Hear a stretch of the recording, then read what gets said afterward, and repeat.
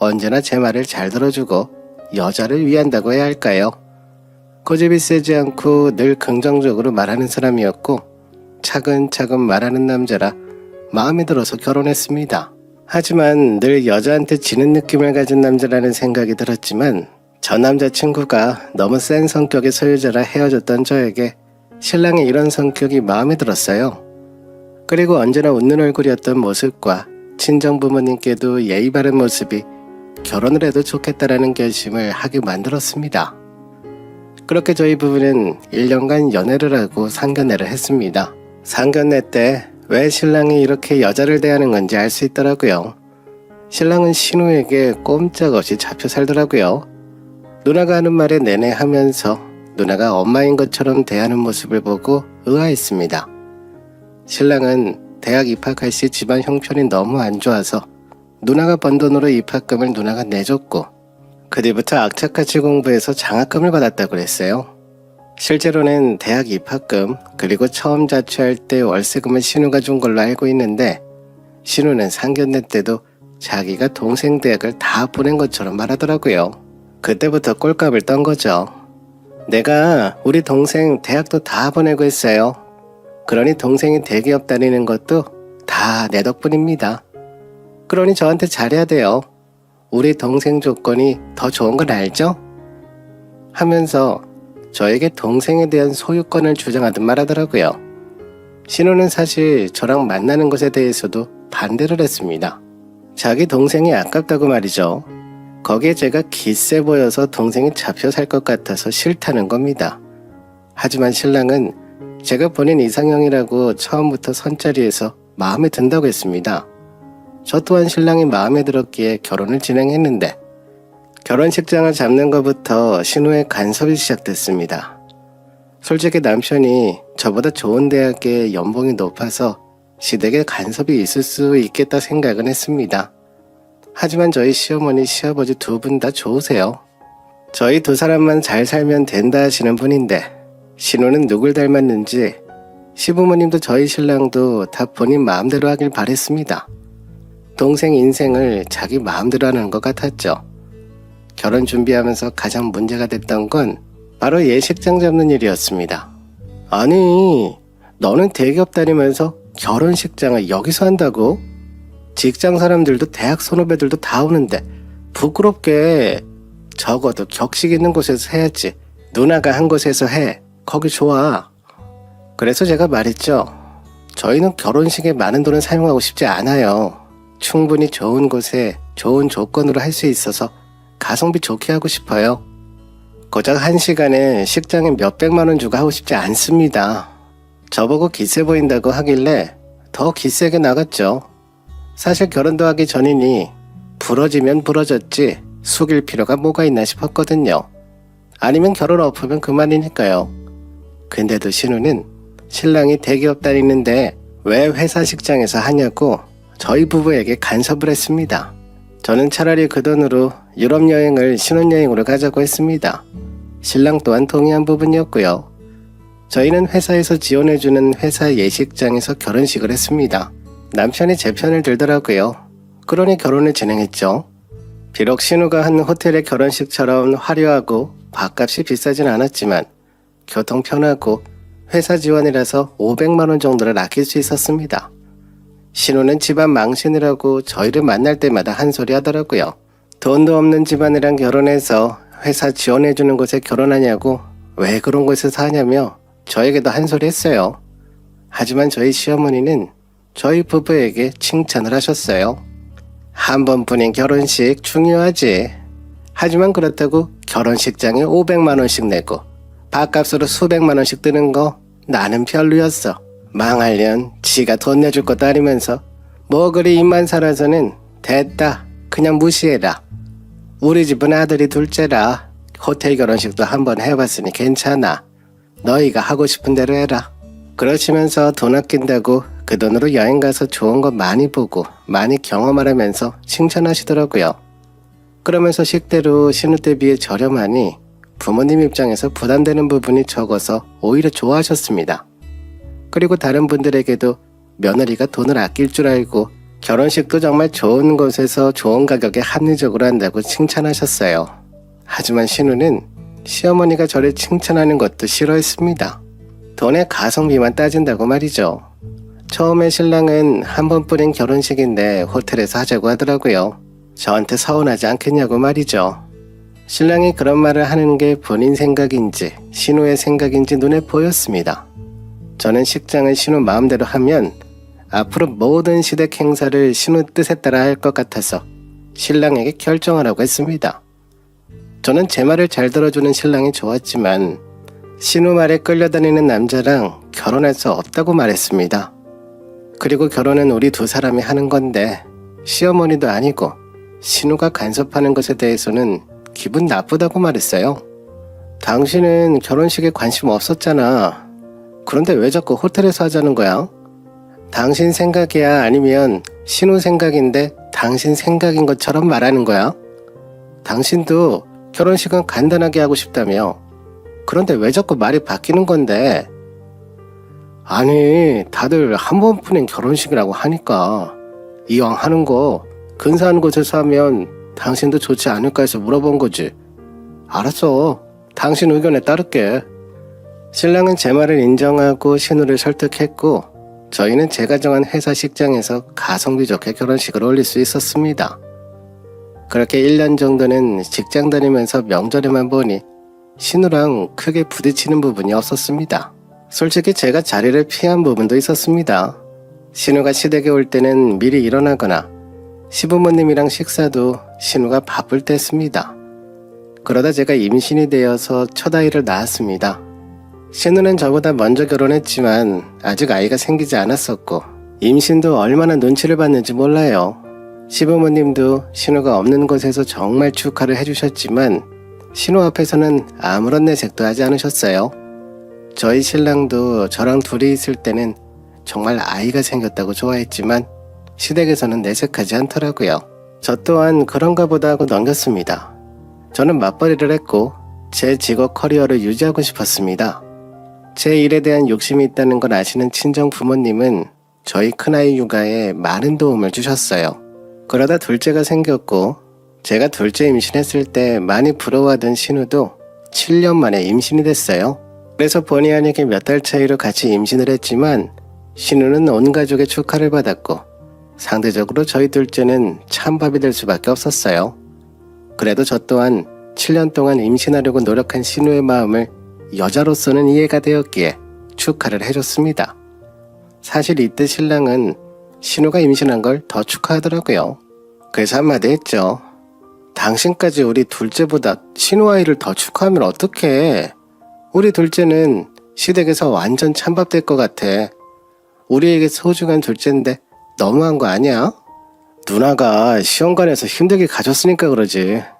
우리보다 더 오래 아이를 기다리기도 했고 당신이 서운하게 느꼈다면 미안해. 이제 우리 아이에게 더 신경 쓸게. 내가 당신이랑 아이에게 더 좋은 사람이 될게. 이때까지만 해도 신랑에게 1순위는 저희 가족이었습니다. 그렇게 아이를 낳고 반년이 지났어요. 신우의 아이와 저희 아이와 4개월 정도 차이가 났는데 말도 못하는 아이들을 눕혀놓고 비교를 하기 시작하는 겁니다. 자기 아들은 코가 더 잘생겼다. 100일 정도 차이가 나는데 왜 너희 집 아들은 아직 뒤집기밖에 못하냐며 비교하기 시작하는 겁니다. 거기에 신우가 자기 아들은 빠른데 저희 집 아들은 느리다면서 문제가 있는 게 아니냐며 말하길래 큰 소리를 쳤습니다. 이제 태어난 지 돌밖에 안 된 아이가 잘하는 게 자고 먹는 것밖에 없는 아기인데 왜 비교질하냐고 말이죠. 너희 아들은 왜 아직도 못 키워? 발달에 문제 있는 거 아니야? 첫 애도 키워봤으니까 잘 알 텐데 병원에 데리고 가봐. 우리 애랑 개월수가 차이 나는데 발달이 비슷한 것 같아. 우리 애가 천재인 건가? 하는 겁니다. 이런 말을 제 면전 앞에서 하는데 어떤 부모가 참을까요? 아이들마다 발달하는 시기가 다르고 병원에서 이상이 있다고 하는 게 아닌데 이제 아이도 처음 보는 신우가 저리 말하니 정말 기가 찼습니다. 육아를 책으로 해서 모든 아이가 책대로 큰다고 믿는 건지 어이가 없었어요. 저는 신랑에게도 신우의 이런 말 때문에 너무 스트레스고 다시는 보고 싶지 않다고 말했습니다. 신랑은 처음에는 우리 누나가 말을 원래 하고 싶은 대로 하는 사람이라며 참으라고 했지만 자신의 아이를 자꾸 안 좋은 쪽으로 말하니 제 의견을 따라주더라고요. 그래서 저희는 되도록 명절 말고는 한자리에 있지 않았습니다. 똥이 무서워서 피하진 않으니까요. 생신상도 따로 차리고 신우가 없는 날에 맞춰서 시댁을 방문했습니다. 신우 또한 맞벌이라 제가 친정에 아이 맡기듯 시댁에 아이를 맡겼습니다. 사실 첫 아이를 낳았을 때 시어머니한테 아이를 봐달라고 제가 부탁드렸는데 저희 친정엄마는 아르바이트를 하셨고 본인이 하는 도서관 아르바이트 일을 재밌어 하셨어요. 그걸 알기 때문에 저희 아이 때문에 관두시라고 할 수가 없었습니다. 하지만 시어머니는 본인은 허리가 아프고 아이를 잘 돌볼 수 없다고 딱 잘라서 말씀하시더라고요. 나는 허리가 아파서 아이를 잘 못 봐. 그리고 다들 1년 지나면 어린이집 맡기더라. 회사 어린이집 알아보는 건 어때? 난 이만 방에 들어간다. 너희도 어서 집에 가서 쉬렴. 그러고는 저희가 한마디 더 할까봐 방으로 들어가시는 걸 보고 마음을 접었습니다. 하지만 신우가 아이를 맡기니 봐주신다고 하더라고요. 그때 알았죠. 아, 역시 시댁은 시댁이구나. 본인 딸이 아이 맡길 데가 없어서 찾아오니 허리가 아파도 봐주시구나 생각이 들더라고요. 며느리랑 딸은 같을 수가 없구나 라는 씁쓸한 생각과 나도 잘할 필요가 없겠다. 딱 정도를 지키는 선까지만 하면 되겠다고 생각이 들었어요. 그리고 아이를 맡아주신 친정 부모님께 더 잘해야겠다 생각했습니다. 저희 엄마는 제가 아이를 2돌까지는 집에서 키우고 싶어하는 마음을 잘 하셨어요. 그래서 친정엄마는 1년간을 집에서 저희 첫 아이를 키워주셨어요. 덕분에 저희 아이들은 할머니의 사랑을 듬뿍 받고 자랐습니다. 적어도 말을 시작하고 어린이집을 보내고 싶다는 제 생각을 저희 엄마가 동의해 주셨고 저희 아이들을 키워주시면서 일을 관두셨기에 용돈도 챙겨들었습니다. 그게 당연하다고 생각했고요. 하지만 시어머니와 신우의 생각은 달랐습니다. 시어머니는 신우의 아들을 돌봐주시는데 용돈을 받지 않으셨거든요. 처음에 신우는 저희 부부가 아이 둘을 맡기는 대신 학원 도우미 비용을 드는 만큼 저희 친정엄마에게 용돈 드리는 문제로 간섭을 했습니다. 저희 아이들을 맡아주시면서 엄마 또한 아르바이트를 못하게 되셨고 저는 금전적으로 월급처럼 드리고 싶었고요. 이 부분에 대해서는 신랑이랑도 이야기가 다 끝난 뒤였습니다. 그런데도 신우는 말끝마다 자기 엄마는 계모야? 손자 손녀 봐주시는데 무슨 돈을 받아? 하면서 제 신경을 뒤집는 말만 했습니다. 아이가 어릴 때 돈 모아야지. 그리고 지금 대출도 2억이나 있으면서 꼭 친정엄마한테 아이 봐준다고 돈 드려야 돼? 우리 동생 월급 받아서 드리는 돈이 더 많은 거 아니야? 그래서 제가 걱정 마세요. 제가 특근에서 받은 돈으로 저희 어머니 드리고 있으니 신랑 월급으로 드리는 게 아니라요. 엄마가 애들 봐주셔서 이번엔 승진까지 했는데 당연히 드려야죠. 남편 월급보다 제가 더 받거든요. 그러자 신우는 표정이 확 굳어지더니 그래도 그렇지 90만 원이면 꽤 부담될 텐데 그 돈만 모아도 1년에 1000만 원인데 잘 생각해봐. 우리 엄마는 돈 안 받고도 애 봐주시잖아. 저야 무슨 소린지 딱 알았죠. 제가 드리니까 신우가 괜히 찔리는 거예요. 본인은 한 푼도 안 드리는데 옆에서 저는 꼬박꼬박 90만 원씩 드리니까요. 본인 능력 부족해서 본인 엄마 무일푼으로 고생만 시키는 건데 정말 가정스럽게 짝이 없더라고요. 아, 시어머니가 저희 애는 못 봐주신다고 하시더라고요. 그래서 더 친정엄마한테 고마워서라도 더 드리고 싶네요. 제가 그렇게 말하자 신랑도 시어머니도 아무 말 못하셨습니다. 다만 신우는 늘 저희 부부를 만날 때마다 돈 드리는 것에 대해 시비를 걸었어요. 저는 더 드리고 싶은데 집대출금이 너무 많아서 드리지 못한다. 애가 1명이 아니고 2명이나 봐주시는데 외국인 부모를 부르면 이것의 3배는 드려야 한다. 그런데 90만 원밖에 못 드리는 것도 죄송하다고 말했습니다. 솔직히 저는 제가 하는 연구직이 정말 어릴 때부터 꿈이었고 제 일에 대한 자부심이 있었습니다.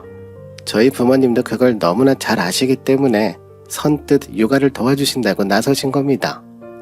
처음에는 친정부모님이 금전적으로 어려우신 것도 아닌데 너무한다고 하시던 시어머니도 1년이 지나자 부러워하시더라고요. 주변의 친구들 보면 다들 딸들이 용돈 주고 여행 보내주고 한다는데 신우는 애를 맡기기만 하고 시어머니께 아무것도 해드리지 않더라고요.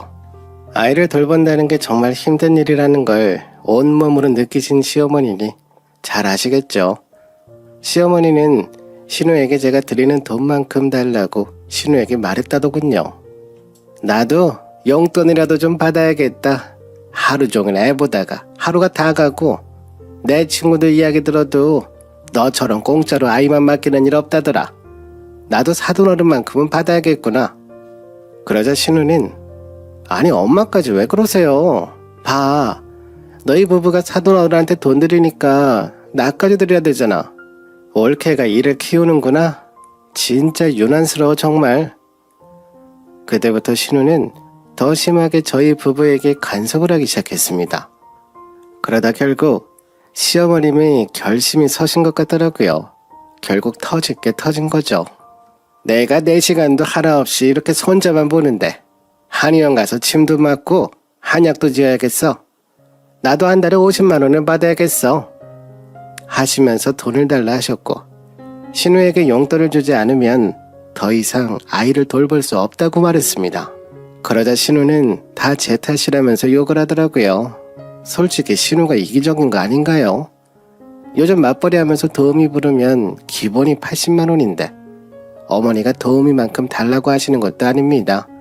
거기에 매번 아이를 데리러 가면서 저녁까지 얻어먹고 오는 경우가 많았습니다. 신우는 한 번도 시댁에 가면서 음식을 사간 적이 없었어요. 저희 시어머니가 그러시더라고요. 신우는 자기 돈 모으는 것에 열심이라서 시댁에 돈 한 푼 쓰지 않는다고 말이죠. 그러다 보니 시어머니도 신우한테 생활비가 더 드는 만큼 받으시겠다는 건데 그걸 안 주겠다고 하는 신우도 너무한다는 생각이 들었습니다. 그리고 그 모든 비난의 화살이 저에게 온 것도 이해할 수가 없었고요. 신우와의 냉전이 계속된 가운데 신우가 건강검진을 하다가 위암이란 걸 알았습니다. 시댁은 난리가 났죠. 특히 신랑은 눈물을 흘리면서 우는 게 아니겠어요? 솔직히 위암 말기도 아니고 1기면 위험한 수술도 아니긴 한데 신우는 온갖 불쌍한 척을 다 하는 겁니다.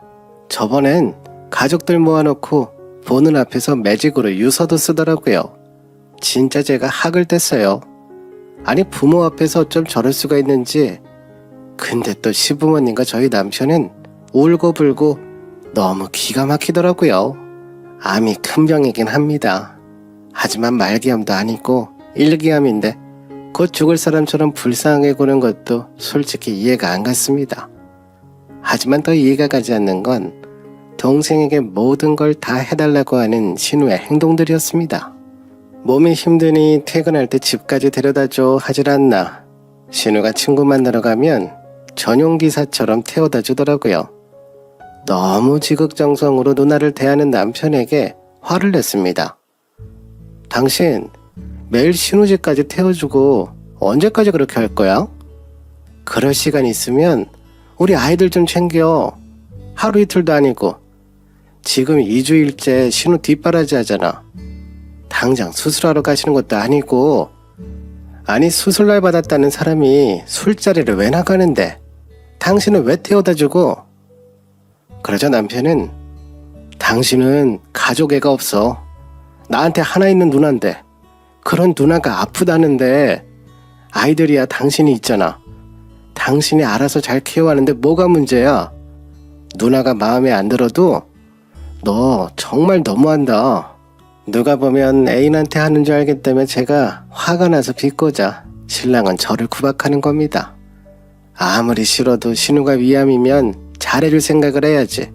왜 자꾸 비꼬냐고 화를 내더라고요. 신우가 아파서 울면 새벽이라도 나가서 달래주고 하던데. 아니 그건 시매부가 할 일이지 동생인 신랑이 할 일이 아니라고 말하는데도 신랑은 신우 뒤를 졸졸 따라다녔습니다. 사실 신랑은 저에게 화를 내면서 말하는 사람이 아니었습니다.